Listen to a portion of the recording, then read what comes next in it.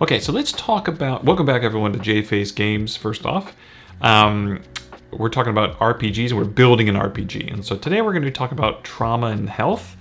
We've already built out. If you come to this page and you come to trauma and health, we've already built out a nice system in terms of what happens when you take trauma, what happens when you get hit, what does being knocked out mean, etc.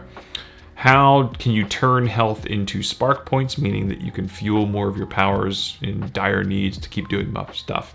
But we haven't really talked about healing and resting, right? We haven't really gone there. And this was an interesting thought for me. And this came to me when I was looking at powers, and what we were looking at was the idea of this fireside storytelling. And this was based off of there was a quest power where when you're resting, you could tell a story, and it builds everyone's sort of morale, or heals them in essence. And so what I came up with that sort of was based off that is that you're sitting back at a fire, you're talking with your friends, and you lighten the mood for them, right? And the effect is that all your party members, as long as you rest for 15 minutes, all of your party members regain all of their stress bubbles. Remember, there's major damage, major trauma, minor trauma, and stress. So it clears all their stress.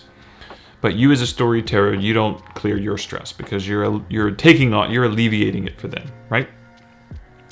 And that got me thinking about, okay, well, this might be interesting because you can go two ways with this. One, you can go the route of your major trauma, your minor trauma, and your spark points refresh after every encounter, meaning that your players always feel like every encounter they're at their best, right? And that might be fun. That might be a fun game because you always feel like you're able to do stuff and you're always able to go into a fight, excited. But it might take away some of the drama, because there's definitely that drama, that attrition, where the DM throws a couple little fights at you and it whittles you down a little bit, and then you have this big fight and you're damaged. And so I think that that's important. So then it made me think about, well, how quickly do we want to gain these things back? And, do we want to have, if you take a long rest, you gain back only one of your major trauma, but you get all of your minor and stress trauma back? Stress damage? That's interesting. That might be really, that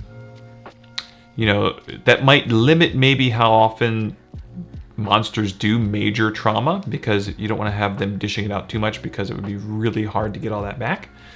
So that's interesting to think about.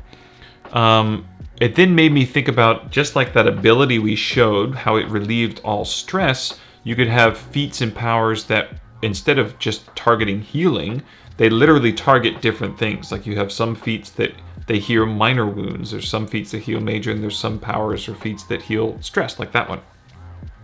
And I think that's cool because I think that all three of those feel different.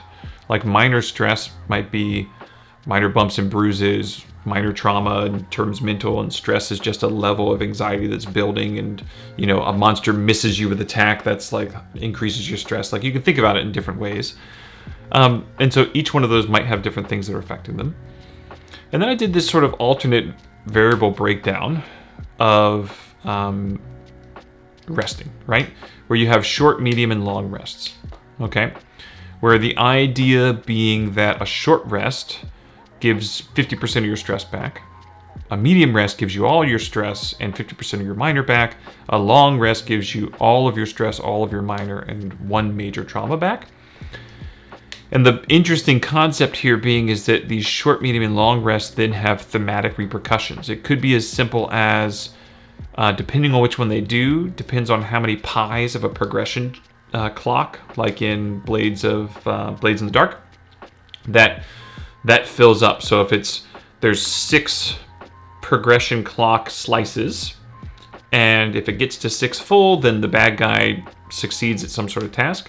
If you take a short rest, that means you're going to fill 2. If you take a medium rest, it means you fill 4. And if you take a long rest, it's just going to autofill, right? Maybe something like that. And it could be based on what the DM thinks is going on. If there's a 12 pie chart or clock, maybe a long rest fills 3 because it's more of an thematically, that's going to take a couple weeks for the bad guy to do it. So if you're taking a long rest, it's not as big of a deal in terms of the clock, right? But I think that this is cool because then you don't have to assign time to it. You don't have to say a short rest is exactly 2 hours and a long rest is exactly 8 hours. You don't have to do that. You can just thematically say, look, guys, these are the clocks that are in play, and this is what's going to happen if you take a short rest. And I can briefly say, boom, boom, boom. This is what's going to happen with a long rest. It's up to you what you want to do, but you know what you get back if you say I take a short rest, medium rest, long rest. Now, the other sort of hiccup in this plan is, what do you do about heals? What do you do about, there's obviously going to be some sort of heal in the game where if someone spends X amount of spark points, they can do a minor heal, right? And then thematically you say, well, hell, why can't I just, since spark points always kind of regen up in combat, why can't I just say that I heal everyone when I'm outside of combat? And I think that's a great question. And my answer to that is that probably heals will have something that says, if you spend this outside of combat, you start with less spark points in your next encounter, right? So it's like, if a player, we have already talked about effect die and spark points on your effort die and spark point dies on your character sheet. And so if your spark die starts at a 5 typically in combat, or maybe a 6 or 7, well, if you heal outside of combat, there might be specific outside of combat heals that are really good. And that's the benefit of taking an outside of combat heal versus a in combat heal, right? An outside of combat heal might be very efficient at taking everyone's minor abilities or minor traumas away. And it's only like, now take your spark die and put it down 1, right? But you spent soul points to get that. Whereas if you have a in-combat heal, it might say it costs this many spark points to heal everyone's minor wounds. And it might be like you take your spark point die from 5 and you start at 2 in the next encounter, right? And that could be brutal because now you've got to build up more and so you can't do as much. And so I like that idea. I like the idea of there will definitely be downtime or outside of encounter abilities that when you use them, it's going to do a spark point drain, but it's small.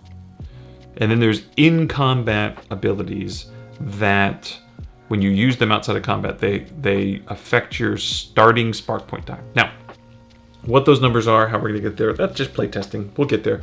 But that's kind of my idea right now for what healing, damage, and stress and rest, the resting healing aspect is going to be.